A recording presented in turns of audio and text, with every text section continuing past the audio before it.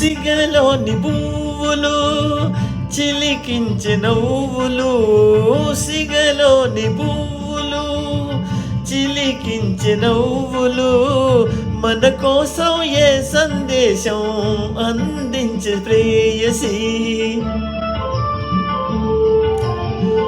ఆనంద సీమల అనురాగడోలలా, ఆనంద సీమల అనురాగడోలలా, కలకాలం తెలిసోలి ఆడాలి హాయిగా అన్నాయి తీయగా.